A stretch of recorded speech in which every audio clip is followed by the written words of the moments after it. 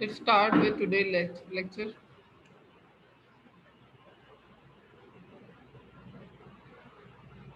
Please mark your attendance. जिन लोगों की भी अटेंडेंस रह गई है वो मार्क कर लें.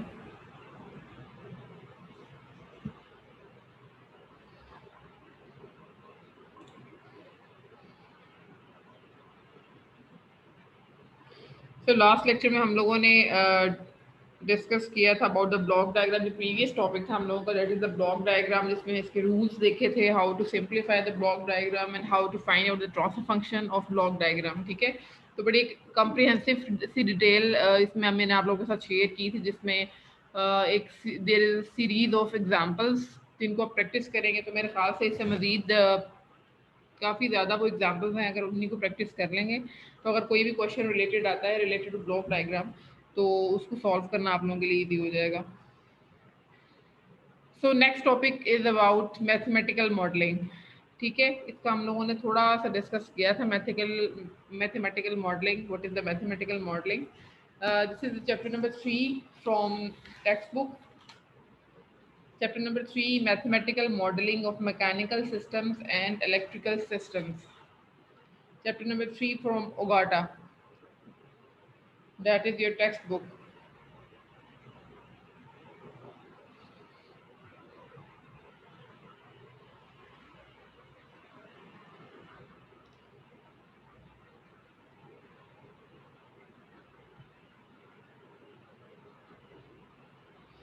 So mathematical modeling is basically defined as a representation of the essential aspects of an existing system which presents the knowledge of that system in usable form. Means what?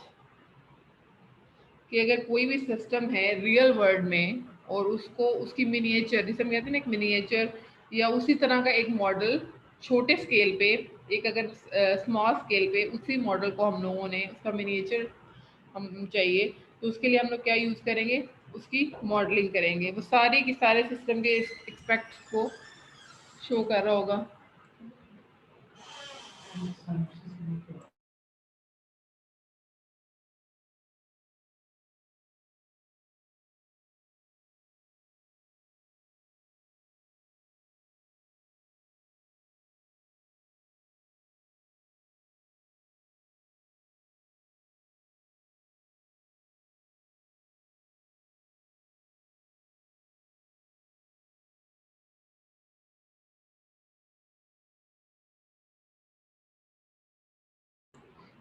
Ji class students आ गए थे इसलिए थोड़ा सा मैंने mute किया था.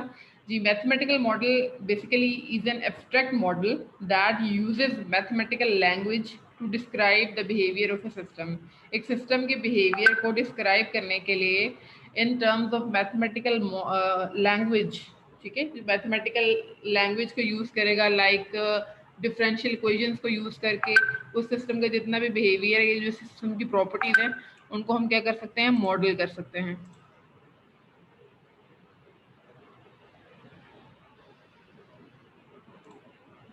जैसे क्योंकि इसमें हम लोग इसको मैथमेटिकल, अब दो दो वर्ड्स हैं लाइक कंट्रोल सिस्टम की तरह. That is the two basically two words, that is the mathematical and second is model. ठीक है, अब मॉडल मॉडल से तो फौरन माइंड में आ जाता है कि एक चीज़ जो है वो एक रियल वर्ड की एप्लीकेशन को हम लोग मॉडल मॉडल कर रहे हैं, उसका मॉडल बना रहे हैं. ठीक है, जैसे आप अपने प्रोजेक्ट्स के लिए लेके आते हैं कि जी हम लोगों ने उसका प्रोटोटाइप बनाया है या उसका मॉडल बनाया है उस रियल वर्ल्ड एप्लीकेशन का. और दूसरा जो इसमें वर्ड है that is mathematical. Mathematical means कि ऑब्वियसली हम उसमें क्या यूज़ करेंगे, इसमें मैथमेटिकल नॉलेज या मैथमेटिकल लैंग्वेज को यूज़ करेंगे. वो लैंग्वेज क्या हो सकती है, वो हमारे पास डिफरेंट इक्वेशंस हो सकती हैं, इक्वेशंस को यूज़ करेंगे. और उसमें डिफरेंशियल इक्वेशंस हैं आपके पास. मोस्टली कंट्रोल सिस्टम में जो एप्लीकेशंस हैं उसमें हम लोग डिफरेंशियल इक्वेशंस को ही यूज़ करते हैं मॉडल करने के लिए सिस्टम को. ठीक है, तो जो मैथमेटिकल मॉडलिंग है वो पर्टिकुलरली नेचुरल साइंसेस के एप्लीकेशन में, इंजीनियरिंग डिसिप्लिन में like physics, biology, electrical engineering में, इसके अलावा से सोशल साइंसेस में भी, कंप्यूटर साइंटिस्ट, मतलब हर कहीं इसको बहुत एक्सटेंसिवली यूज़ कर रहे हैं मैथमेटिकल मॉडल्स को, ताकि आपकी भी जितनी भी रियल वर्ल्ड प्रॉब्लम्स हैं उनको आप मॉडल कर सकें और उनको एक बैठ के एक पेपर वर्क करके उनको आप सॉल्व कर सकेंगे एक्चुअल में इसमें क्या वेरिएबल्स क्या हैं, सिस्टम में सारे के सारे जितने भी कंपोनेंट्स हैं और वो इंटरकनेक्टेड हैं, उन सारे के सारे कंपोनेंट्स का बिहेवियर हम लोग देख सकें।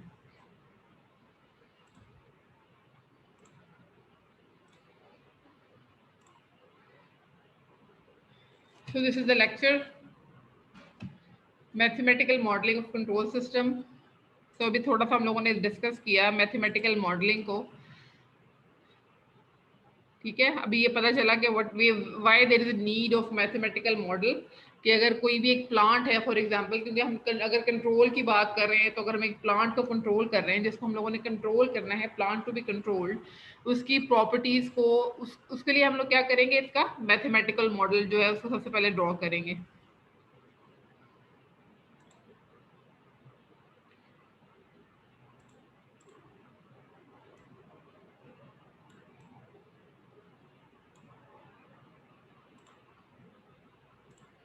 ओके, मैथमेटिकल मॉडल ड्रॉ करेंगे और ये मैथमेटिकल मॉडल जो है वो बेसिकली सिस्टम के जितना भी डायनेमिक प्रॉपर्टीज हैं उन सारी की सारी डायनेमिक प्रॉपर्टीज को एक्सप्रेस कर रहा होगा, ठीक है। इस मैथमेटिकल मॉडल को डिस्क्राइब करने के लिए हमें यूज करने पड़ेंगे different physical system, different laws को देखना पड़ेगा, जिसे हम लोग फिजिक्स में पढ़ते थे। इंजीनियरिंग लॉज कौन से थे, like Newton's law of motion, उसके बाद हमारे पास है Kirchhoff's law of electrical networks and Ohm's law, ठीक है। अब ये जो किरचॉफ्स लॉ है या ओहम्स लॉ है, ये आप यूज करेंगे जब आप इलेक्ट्रिकल सिस्टम की मॉडलिंग करेंगे, वहां पे इन लॉज के जो नॉलेज था उसको आप इम्प्लीमेंट करेंगे। अगर हम बात करेंगे मैकेनिकल सिस्टम की, तो उस सिस्टम की मॉडलिंग करने के लिए क्या करना पड़ेगा, हमें कौन से लॉज को यूज करना पड़ेगा, फिजिकल लॉज को, that is the Newton's law of motion, ठीक है, जिसमें हम लोगों ने देखा था Newton's first law, second law, third law, ठीक है। तो ये बहुत इंपॉर्टेंट है कि फिजिकल वो जो फिजिक्स में लॉज जितने भी हम लोगों ने देखे हैं उनको इम्प्लीमेंट करेंगे, वहां से नॉलेज लेंगे उस सिस्टम की मॉडलिंग के लिए। मेरे ख्याल से अपना इसको लॉक कर देना चाहिए।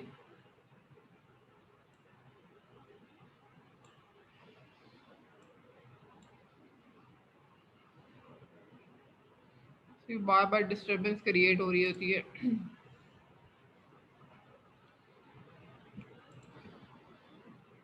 तो the modelling of control system plants.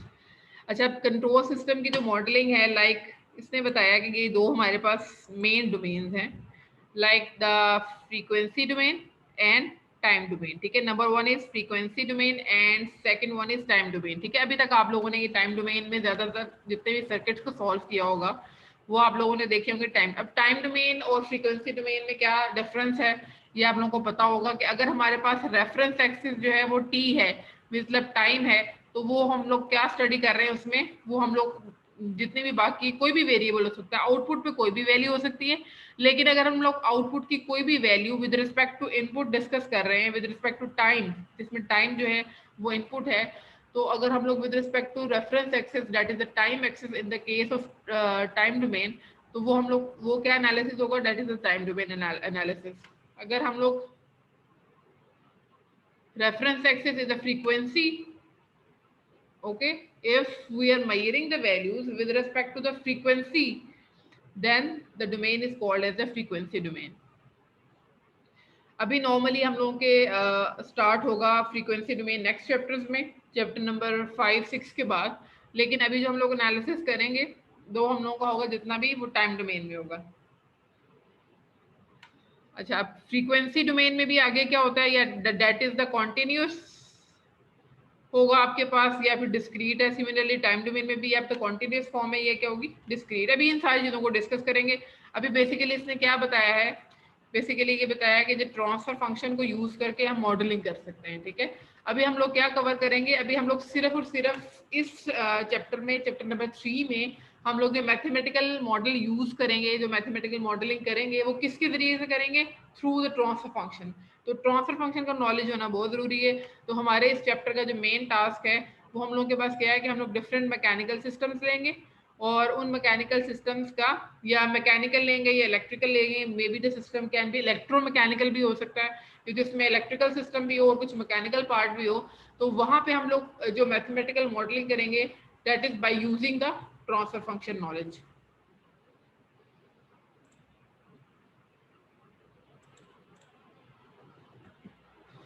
Okay, before moving to the topic, Laplace transform आना बहुत जरूरी है इसके लिए। मैथमेटिक्स में मैंने आप लोगों को जब स्टार्ट किया था, start with the control system, तो मैंने आप लोगों को बताया था बेसिकली हमारे पास टू मेन टॉपिक्स हैं, that is the differential equations and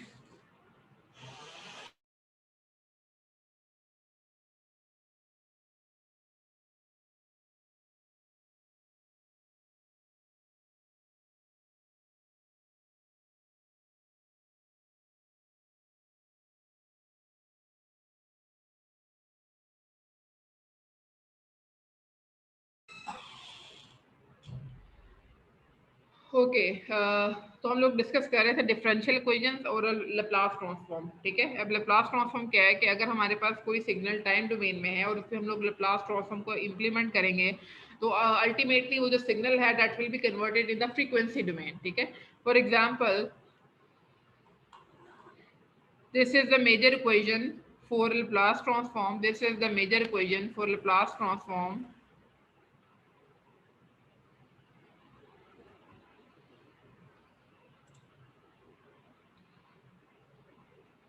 तो ये है लैप्लास ट्रांसफॉर्म की इक्वेशन। वैसे आप लोगों को ये करवाने की ज़रूरत तो नहीं है क्योंकि आप लोगों ने मैथमेटिक्स में तो ये बहुत सेकंड ईयर या फर्स्ट ईयर में लाजमी आप लोगों ने लैप्लास के बारे में कंप्लीट मैथ्स का कोर्स किया होगा, लेकिन इसकी जस्ट हम लोग देख लेते हैं। अगर हम लोग कोई सिग्नल है that is F of T, इसका मतलब क्या है कि वो कौन सी डोमेन में है, फंक्शन है। फंक्शन ये दिस इज नॉट, कोई ये ना समझेगा ये फ्रीक्वेंसी लिखा होता है जब भी एफ एफ टी है, that's mean the function of time. ठीक है, फंक्शन ऑफ टाइम है तो अगर टाइम डोमेन में सिग्नल है and then we apply the Laplace transform on the signal, then we will convert the signal into the F of S. ठीक है, तो टाइम डोमेन से आप किस में चले गए, एस डोमेन में। तो ये हमारे पास क्या है, टाइम डोमेन, और एस डोमेन हमारे पास क्या है, फ्रीक्वेंसी डोमेन। तो इसकी जो बेसिक और डिटेल्ड इक्वेशन है वो क्या है, integration zero to infinity F of T, मतलब जो सिग्नल की वैल्यू पुट करेंगे, इस फंक्शन की वैल्यू लेंगे और उसको साथ में ई की पावर मल्टीप्लाई ई की पावर माइनस एस टी के साथ इंटीग्रेट करेंगे। इंटीग्रेट क्या लेंगे, जीरो टू इन्फिनिटी। ठीक है, सिमिलरली अगर हमारे पास एक सिग्नल जो है वो लैप्लास ट्रांसफॉर्म में है और उस पर इन्वर्स लैप्लास ट्रांसफॉर्म अप्लाई करना है, मीन्स उसको फ्रीक्वेंसी डोमेन से टाइम डोमेन में कन्वर्ट करना है, तो उसके लिए हमारे पास this is the main equation. ठीक है, वैसे नॉर्मली हम लोग क्या करते हैं कि हम लोग इक्वेशंस को इम्प्लीमेंट नहीं करते, हमें जो जनरली नॉलेज होता है उसी की बेसिस पे ही देख लेते हैं कि फंक्शन किस तरह का आ रहा है और उसको हम लोग किस तरह से उसका ट्रांसफर फंक्शन फाइंड आउट कर लेंगे। तो जो मेजर आपके पास जो जनरल फंक्शंस हैं उनका आपको आना चाहिए कि ट्रांसफर फंक्शन क्या आएगा उसका। सो अगर लैप्लास ट्रांसफॉर्म अप्लाई करेंगे तो एफ ऑफ टी से एफ ऑफ एस में कन्वर्ट कर लेंगे। अगर हम लोग इनवर्स लैप्लास अप्लाई करेंगे तो then we will convert the function from F of S to F of T. ठीक है, ये दोनों एक दूसरे में बाय डायरेक्शनल है, मतलब ये एक दूसरे से एक फॉर्म से दूसरी फॉर्म में कन्वर्ट हो जाते हैं। Okay, next there is some functions. ये लैप्लास ट्रांसफॉर्म टेबल है that will be very helpful for you people. अगर आप लोग इस टेबल को देखेंगे तो इसमें जो मेजर फंक्शंस हैं वो सारे के सारे फंक्शंस का उनको टेबल गिवन है, ताकि बजाय इसके कि आप इक्वेशंस लें और इक्वेशंस के इसी के नॉलेज से ही आप यूज़ करके आपको पता चल जाएगा कि इस फंक्शन का ट्रांसफर क्या होगा, लैप्लास ट्रांसफॉर्म। लाइक अगर हमारे पास एक इम्पल्स फंक्शन है सिग्मा ऑफ टी, तो उसका Laplace transform that will be equal to 1 if some step input. ठीक है, आप लोगों को पता है ना ये कि जो मेजर फंक्शंस हैं बेसिक इनपुट्स हैं, लाइक इम्पल्स होता है, वो क्या होता है, इम्पल्स जो एक स्पेसिफिक इंस्टेंट पे एक पीक वैल्यू देता है आपके पास। ठीक है, बाकी जितने भी इंस्टेंट्स होते हैं उसमें इसकी वैल्यू क्या होती है, जीरो। अगर यूनिट स्टेप की बात करेंगे तो ये जीरो से लेके इंफिनिटी तक अगर आइडियली देखें तो एक फाइनाइट वैल्यू दे रहा होता है, लेकिन हम लोग जो बुक नॉलेज यूज करते हैं उसमें हम लोग क्या कहते हैं कि जीरो से इंफिनिटी तक एक स्टेप फंक्शन जो है वो लाइक दिस। अभी आप लोगों ने क्योंकि सिग्नल सिस्टम्स पढ़ा है तो वहाँ पे आप लोगों ने भी कॉन्टिन्यूस सिग्नल पढ़े होंगे, अभी आप लोगों ने डिस्क्रीट सिग्नल्स नहीं पढ़े होंगे। दिस इज लाइक स्टेप, ये जो जीरो से लेके इंफिनिटी तक क्या वैल्यू देगा, 1। एंड 0 टू माइनस इन्फिनिटी इसकी वैल्यू क्या होगी 0। अच्छा, अब टी ऑफ यू टी का क्या मतलब है कि ये टाइम मल्टीप्लाई हो रहा है यूनिट स्टेप के साथ। अगर वो आएगा तो उसका लैप्लास ट्रांसफॉर्म क्या होगा 1/s²। अगर टी की वैल्यू n है तो इस केस में ये होगा। अच्छा, अगर हमारे पास यूनिट स्टेप है और उसके साथ एक एक्सपोनेंशियल फंक्शन मल्टीप्लाई हो रहा है तो उसको हम लोग डायरेक्टली लिख सकते हैं कि इसके इक्वल होगा 1/s+a। मतलब a की कोई भी वैल्यू हो सकती है। सपोज अगर हमारे पास a की वैल्यू 5 होती, e⁻⁻5t, तो क्या आ जाता आपके पास इक्वेशन में, इसका लाप्लास ट्रांसफॉर्म क्या आ जाता 1/s+5। ठीक है, a इज अ वेरिएबल, उसकी वैल्यू कुछ भी कोई भी कांस्टेंट वैल्यू उसकी हो सकती है। लाइक सिमिलरली अगर 6 में देखें, 6 में क्या है कि अगर आपके पास एक साइन फंक्शन है साइन ओमेगा टी, उस केस में आपके पास लाप्लास ट्रांसफॉर्म इसका क्या आएगा omega divided by S square plus omega square and cause of omega T के लिए नेक्स्ट ये आएगा। ठीक है, तो ये जो मेजर टेबल है that is the Laplace transform table, तो इस टेबल को आप लोगों ने लाजमी यहाँ से फंक्शंस याद रखने हैं, क्योंकि ये फंक्शंस आपके ओवर जो सेमेस्टर है, जो आगे जितने भी लेक्चर्स होंगे उसमें ये सारे फंक्शंस आप लोग कहीं ना कहीं यूटिलाइज कर रहे होंगे। तो लाप्लास ट्रांसफॉर्म आना बहुत ज़रूरी है। अगर किसी के लाप्लास ट्रांसफॉर्म में कोई मसला है या उसके कुछ न्यूमेरिकल्स को रिपीट कर लें, क्योंकि अभी हमारे पास इतना टाइम नहीं है कि हम यहाँ पे लाप्लास ट्रांसफॉर्म को A to Z रिपीट करेंगे। अभी जस्ट इसका इंट्रोडक्शन है, इसके कुछ फंक्शंस मैं आप लोगों को बता दूंगी, लेकिन अगर इसको रिवाइज करना है तो वो आप लोग खुद से कर लेंगे रिवाइज।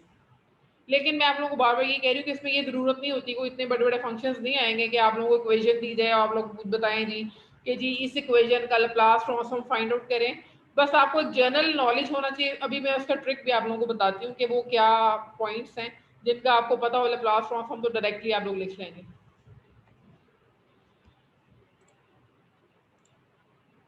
अच्छा, नेक्स्ट है लाप्लास ट्रांसफॉर्म टेबल, उसी को ही हम लोग अभी रीडिफाइन करेंगे। जो अभी हम लोगों ने लास्ट उसी वही कंटिन्यू है।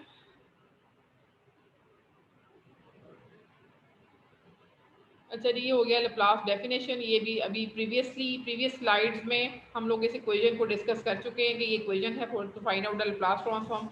अच्छा, अगर हमारे पास लीनियरिटी को अप्लाई करना है, अगर दो फंक्शंस है वो साइमल्टेनियसली अप्लाई हो रहे हैं, for example f1t plus f2t, तो अगर इस पे लाप्लास अप्लाई करेंगे तो इसका क्या आंसर आ जाएगा, वो दोनों का जो फंक्शंस हैं उनका लाप्लास ट्रांसफॉर्म ऐड हो जाएगा। सिमिलर तो f1t का क्या आ जाएगा f1s, and similarly for f2 of t that will B f2 of s। ठीक है, तो ये आपके पास क्या आ जाएगा, इसको हम लोग क्या कहते हैं, this is the linearity theorem, और इसमें सुपरपोजिशन को इंप्लीमेंट करते हैं। अच्छा, फॉर एग्जांपल आगे है नेक्स्ट फ्रीक्वेंसी शिफ्ट।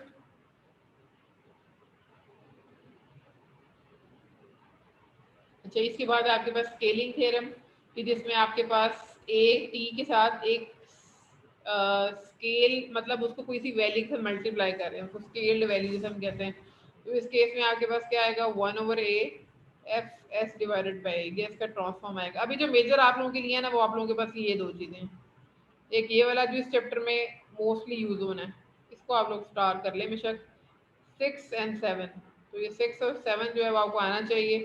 6 और 7 में क्या है कि अगर हम लोग कोई भी एक डिफरेंशिएशन थ्योरम है, अगर उसको सिंगल डेरिवेटिव लेते हैं, अगर हम लोग D F by D T एक फंक्शन है और उसका सिंगल डेरिवेटिव लेंगे, then what we will get S of F of S minus F of zero. Similarly अगर हम लोग एक फंक्शन है उसका डबल डेरिवेटिव लेंगे तो उसकी इक्वेशन क्या आएगी, S square F of S minus S F zero minus F dash zero. अच्छा, नॉर्मली जब भी हम लोग क्वेश्चंस करते हैं ना, इनको हम कहते हैं initial conditions. F of zero है लाइक दिस, जहाँ पे भी एफ ऑफ, इनको हम लोग जो है वो जीरो के इक्वल पुट कर लेते हैं। तो जहाँ पे भी आप यूज करेंगे, फॉर एग्जाम्पल अगर आप सिंगल डेरिवेटिव ले रहे हैं तो वहाँ पे आप लोग एस ऑफ एफ एस लिख देंगे, और अगर डबल डेरिवेटिव आ रहा है तो उसकी जगह पे क्या लिख देंगे, S square F of S. ठीक है, लेकिन ये आपको पता होना चाहिए कि सिंगल डेरिवेटिव के केस में ये टर्म्स भी आती हैं। ठीक है, सिंगल डेरिवेटिव के केस में ये वाली टर्म्स ऐड होती हैं, डबल डेरिवेटिव के केस में ये वाली टर्म्स ऐड होती हैं, एफ डैश जीरो। लेकिन नॉर्मली क्वेश्चंस में हम लोग इन कंडीशंस को जीरो के इक्वल पुट करके अपने क्वेश्चंस को सॉल्व करते हैं।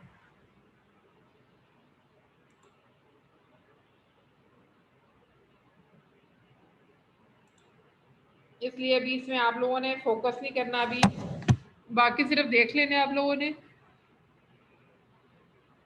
जर्नल और जो मेजर फोकस है वो आपके पास इक्वेशन 7 और जो 6 और 7 है ये आप लोग यूज करेंगे, ठीक है। 6 और 7 भी है और उसके बाद 8 9, ये जो चार है 6 7 8 और 9, ये जो 8 और 9 है ये आगे क्वेश्चंस में यूज होंगे, मतलब आगे चैप्टर्स में, नेक्स्ट चैप्टर्स में 5 और 6 में, तो इनको फिर डिस्कस करेंगे वहां पे इस पॉइंट को।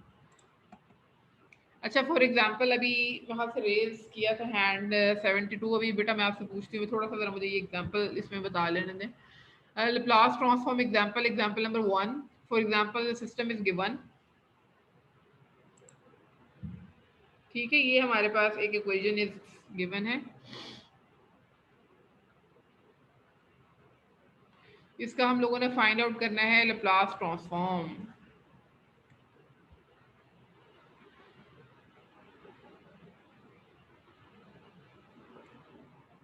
जिसमें y जो है वो आउटपुट है और u ऑफ t जो है वो स्टेप इनपुट है। उसने बताया है कि u ऑफ t क्या है आपके पास, स्टेप इनपुट। अच्छा इसको कैसे सॉल्व करेंगे, अगर Laplace ट्रांसफॉर्म हम बोथ साइड्स पे अप्लाई करें तो यहाँ पे अब जरूरत नहीं है कि वो पूरी इक्वेशन लिखें और उसमें सारी की सारी वैल्यूज लें, आप जस्ट वो टेबल अपना रिवाइज करेंगे उसको, जैसे आप लोगों ने ब्लॉक डायग्राम रिडक्शन की टेक्निक्स देखी थी और उस देख रहे थे कि माइंड में फौरन आता था कि अच्छा ये वाली टेक्निक है, इसको इसी तरह ही इसके टेबल भी इसीलिए गिवन है ताकि आप लोग वो टेबल देख लें और आपको बार बार उस चीज़ों को सॉल्व करने की जरूरत। अब मैंने क्या बताया लास्ट में कि अगर अच्छा ये आप ये देखें इसने साथ में क्या मेंशन किया है, अज्यूमिंग जीरो इनिशियल कंडीशंस।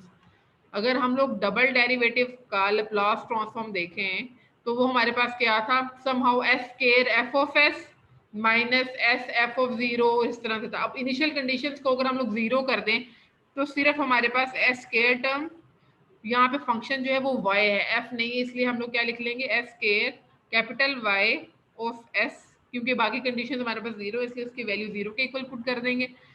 अच्छा नेक्स्ट टर्म क्या आ जाएगी, 12 जो है वो कांस्टेंट है, ये ऐसे मल्टीप्लाई हो जाएगा। अब next is single derivative term, ठीक है। तो इस केस में भी हमारे पास, अच्छा जी meeting will be end in, okay meeting को हम लोग इंशाल्लाह फिर दोबारा से रिज्यूम करेंगे।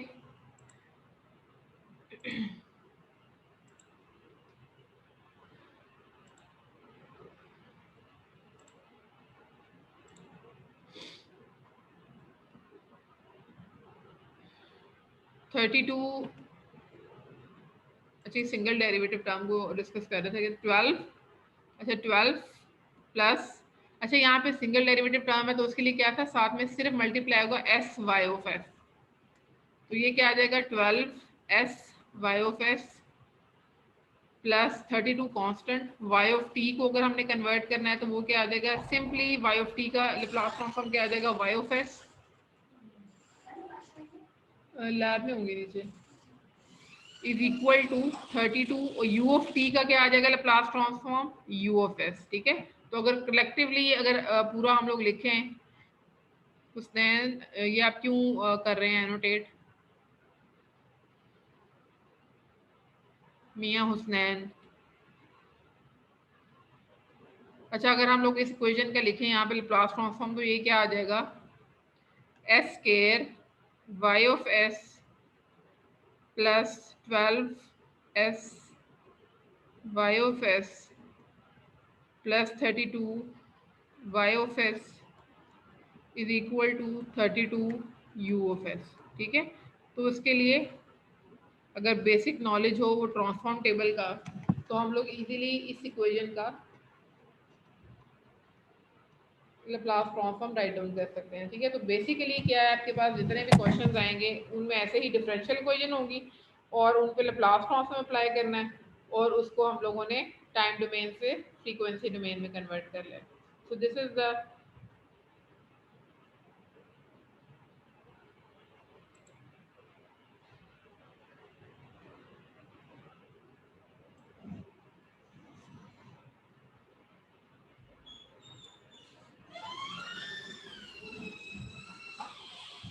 नेक्स्ट इज,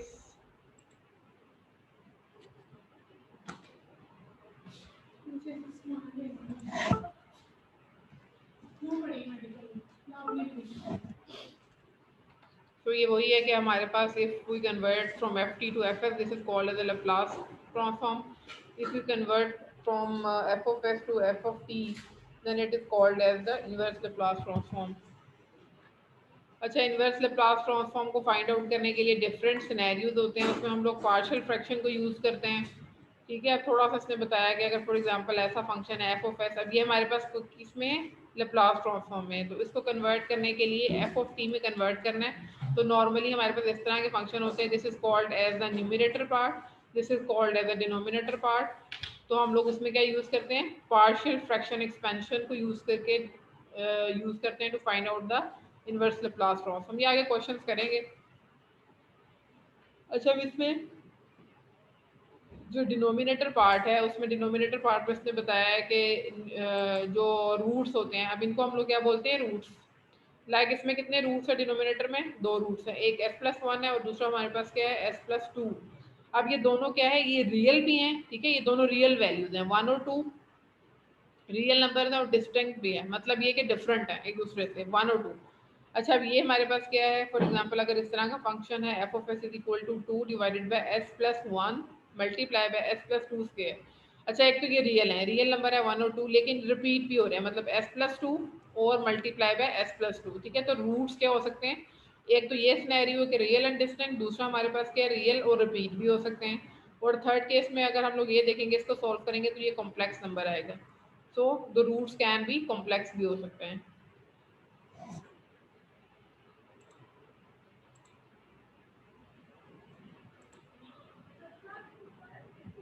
अच्छा, ये हम लोग ट्रांसफर फंक्शन की बेसिक डेफिनेशन देख चुके हैं.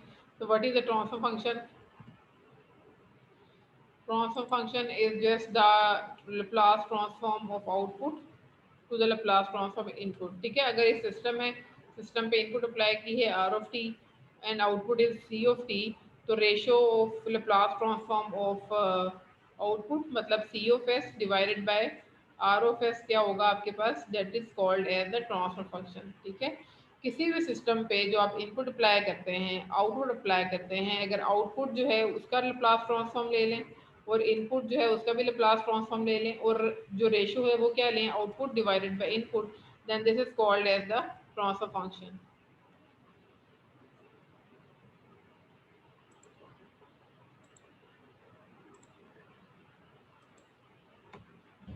अच्छा, ये आगे थोड़ा सा ऐसी ट्रांसफर फंक्शन का ही है. अच्छा, next we will start with the mathematical modeling of mechanical systems. Basically, there are the three types of mechanical system. Number one is translational mechanical system. Number two is rotational mechanical systems, and third one is rotational with gears. ठीक है. So what are the translational mechanical system? Translational mechanical systems ऐसे systems हैं आपके पास mechanical. सबसे पहली बात, अगर if we are talking about mechanical system, मैंने क्या बताया कि मैथमेटिकल मॉडलिंग करेंगे मैकेनिकल सिस्टम्स की भी और इलेक्ट्रिकल सिस्टम्स की भी. If we are talking about electrical system, तो उसके क्या कंपोनेंट होंगे वो आप लोग भी पढ़ते हैं, रजिस्टर है. बेसिक कंपोनेंट्स क्या है, रजिस्टर, कैपेसिटर एंड इंडक्टर. ठीक है, जिसमें से कुछ हम लोग कहेंगे पैसिव एलिमेंट्स होते हैं, एक्टिव एलिमेंट है. सिमिलरली जो आपके पास मैकेनिकल सिस्टम है, इसके कंपोनेंट्स होते हैं like mass, spring, viscous damper. ठीक है, तो ये अगर इनको हम लोग स्टडी कर रहे हैं तो that is called as the mechanical system. So what are the translational mechanical systems? Translational mechanical system the such system in which the components move along a line. ठीक है, और रोटेशन की बात करेंगे तो रोटेशन हमेशा अबाउट एक्सिस होती है. ट्रांसलेशनल, अगर एक चीज एक लाइन में मूव कर रही है, और ट्रांसलेशनल का क्या मतलब है कि वो जो उसकी मोशन है, अगर एक आप लोगों ने अप्लाइड फोर्स अप्लाई की है और वो अगर ट्रांसफर हो रही है, ट्रांसलेशनल हो रही है, ट्रांसफर हो रही है वन कंपोनेंट और नेक्स्ट कंपोनेंट भी उसकी वजह से मूव कर रहा है और अलोंग ए लाइन मूव कर रहे हैं जितने भी कंपोनेंट्स हैं, तो उसको हम लोग क्या कहेंगे, translational mechanical system. if the movement is about the axis, then they are called as the rotational mechanical system. If we include the gear in the system with rotation also, then they are called as the rotational with the gear system.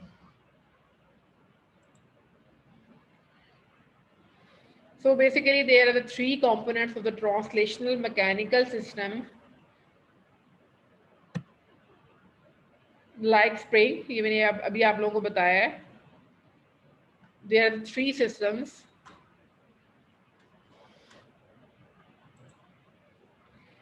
Number one is spring. Number two is mass. Number three is viscous damper.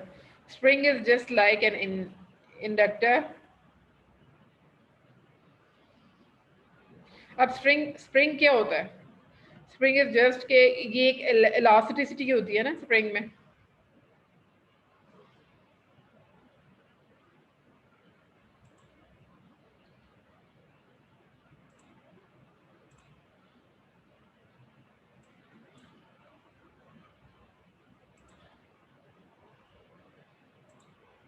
ठीक है, spring कैसे होता है?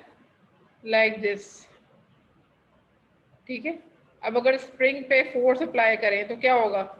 Spring को आप अगर stretch करें, compress करें, स्ट्रेच करें तो उसमें क्या होती है? एनर्जी होती है. अगर उसको आप लोग एक्सपैंड करेंगे तो उसमें एनर्जी जो है वो स्टोर हो जाएगी और बाद में वो कंप्रेस करेंगे तो वो एनर्जी रिलीज हो जाएगी.